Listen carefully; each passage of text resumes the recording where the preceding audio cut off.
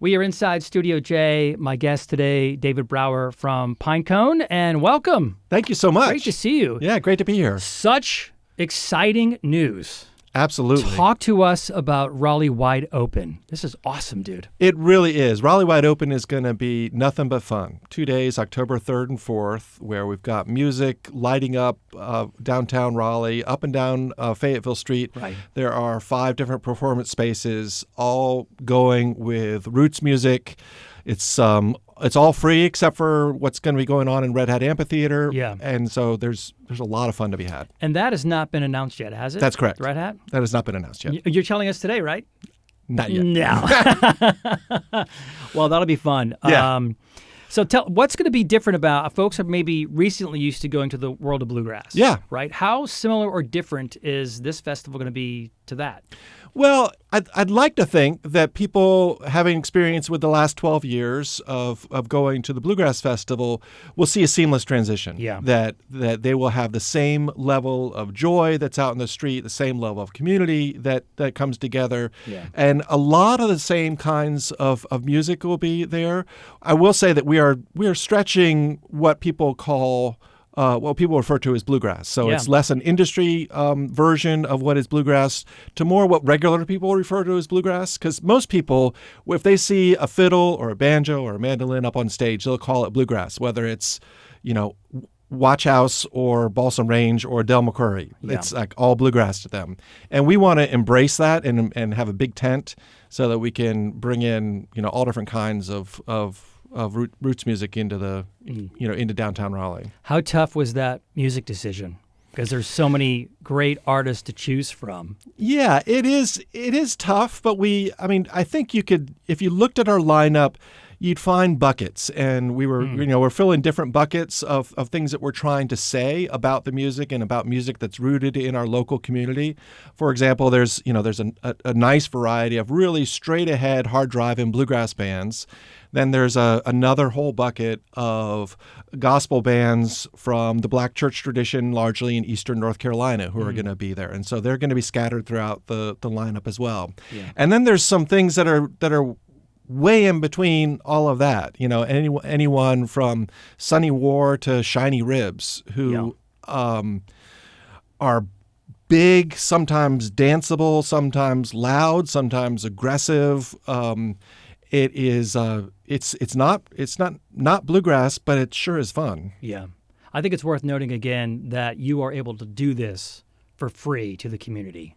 That is incredible, and it's such a gift to the city. Absolutely. And when you mention that the Red Hat lineup is not announced, it's actually fortuitous that due to some contractual obligations, we have to delay the announcing of some of the headliners, because really the crown jewel, the shining moment for this event is the sea of humanity that's up and down Fayetteville Street during the festival. It is the free portion that people of all ages can come down and enjoy. And that's really our goal, is to create an event where 3 generations of the same family can come down. So it's, mom, dad, kids, grandparents are all there, and they can all find something that speaks to them and says something about where they live and who they are and how they're feeling. And so it's actually, as much as we wanted to announce everybody all at the same time, it's kind of fortuitous that we don't have to that we're waiting on the ticketed portion, because the thing that we all love about this event is this moment when the community can come together in the space that we all know. That's the other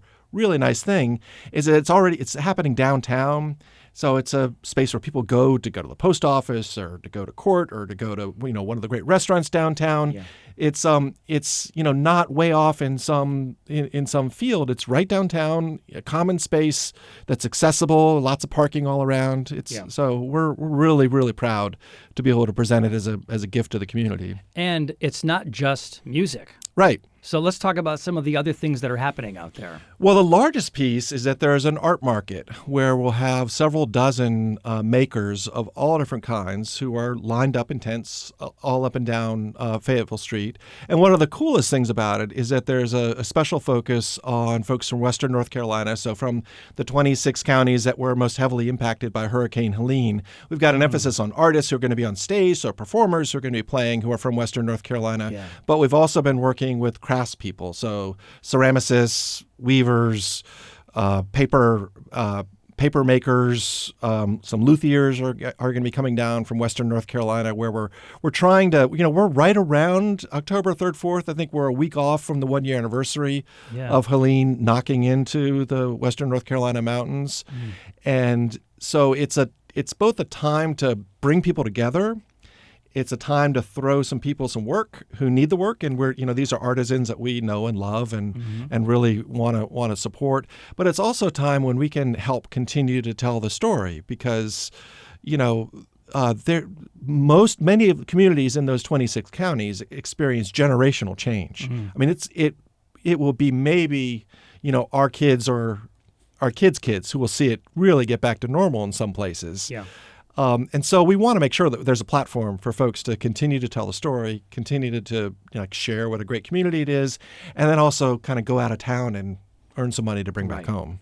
If you're going to attend anything that's free, do you have to get a pass or a ticket? You just show up. You just show up. Yeah, Okay. where it'll start late Friday afternoon, so you can ditch work a little bit early and For come sure. over and come and enjoy music late into the evening. Starts up at noon on Saturday. One cool thing that we're doing that's different this time around is that we're actually having a field trip festival that's happening earlier in the day. So students in the walk zone at schools that are within the walk zone will be able to come in from like around 10 to 1 is what we're working with now, and experience a piece of the festival. And what I'm really excited about is that, the music that is at the core of what we do during the festival is really community-based music. It's social music. So it's meant for like you and me to sit down and play fiddle and banjo tunes. And we're playing for each other just like we would meet up to play pickleball or something. Right. It's social. It's something that people do together.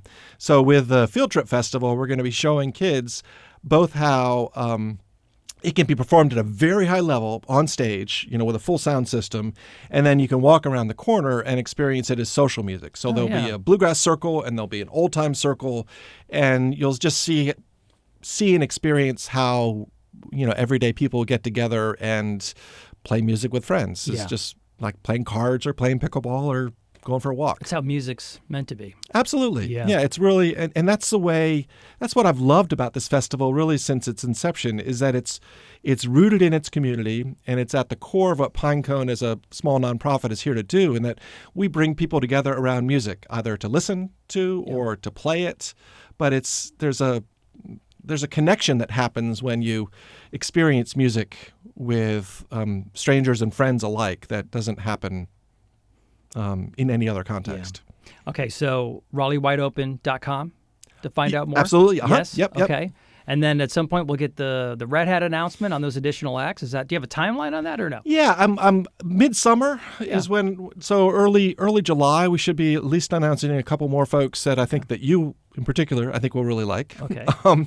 And so by the end of the summer I think you'll know the full lineup. One thing that I should mention that is probably far afield from what's happening on Red Hat is that each night, both Friday and Saturday night, we're shutting down a whole street and having a ginormous street square dance.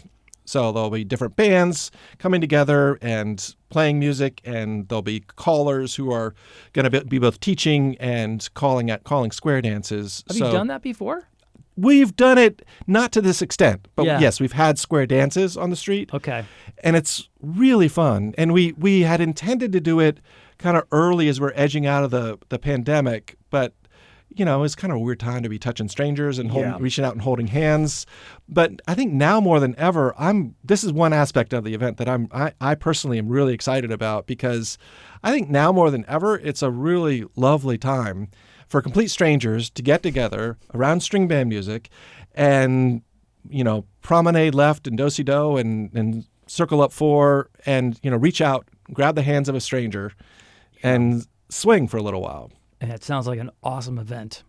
October 3rd, October 4th. Yep. RaleighWideOpen.com for details. It's going to be a fantastic festival. David, thank you for coming in. I appreciate it. Yeah, thank you, Chris. It's really an honor to be here. I really appreciate it.